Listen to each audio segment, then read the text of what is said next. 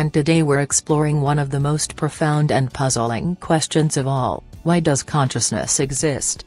Why are we aware of ourselves and the world around us? What makes us capable of thought, reflection, and emotion? Is consciousness just a byproduct of the brain, or does it have a deeper purpose? Buckle up, it's going to be a fascinating ride.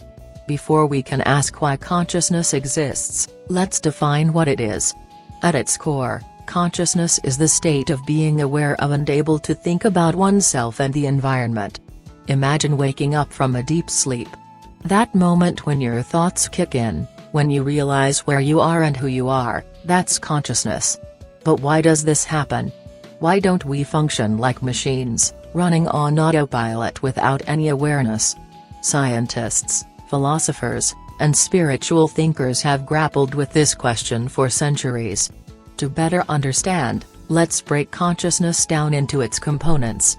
From a scientific perspective, consciousness is often linked to the brain. Neural activity, particularly in areas like the cerebral cortex, is thought to create our awareness. The brain processes sensory inputs, forms memories, and generates thoughts, but here's the big question: why do these processes feel like something? A leading theory is the integrated information theory, which suggests that consciousness arises from how information is processed in a highly interconnected system, like the brain. It's the complexity and integration of data that might give rise to the self. But even this leaves us with mysteries. Why does a complex system like the brain create subjective experiences? Could consciousness serve an evolutionary purpose? One possible answer lies in evolution. Consciousness may have developed as a survival advantage.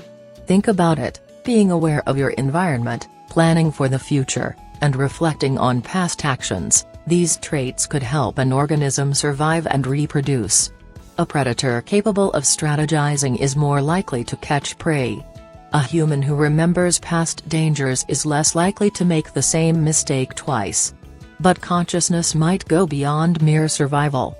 Some scientists suggest it allows us to simulate scenarios, imagining the consequences of actions before taking them. In this way, our inner world becomes a tool for navigating the outer world. Of course, science isn't the only lens through which we can explore consciousness.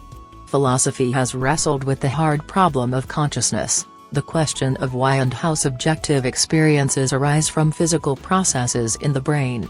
The philosopher David Chalmers coined this term, pointing out that while science can explain neural activity, it struggles to explain why this activity feels like something. Why is there an inner experience at all?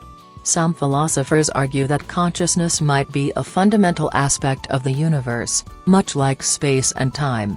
This idea, called panpsychism, suggests that consciousness exists in all matter, even in basic forms.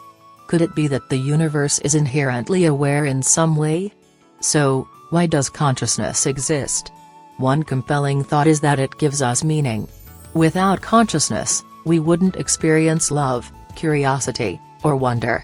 We wouldn't ask questions about the universe, or even create podcasts like this one. Some suggest that consciousness exists not just to survive, but to connect. Through shared awareness, we build societies, create art, and explore the cosmos. Consciousness allows us to reflect on our place in the universe and seek purpose in our existence. Despite all we've discussed, consciousness remains one of humanity's greatest mysteries. Is it purely a byproduct of the brain, or does it have a deeper, cosmic significance?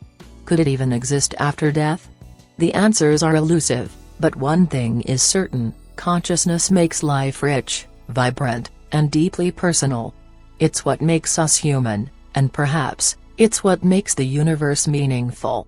As we wrap up today's episode, I want to leave you with a question: what does consciousness mean to you?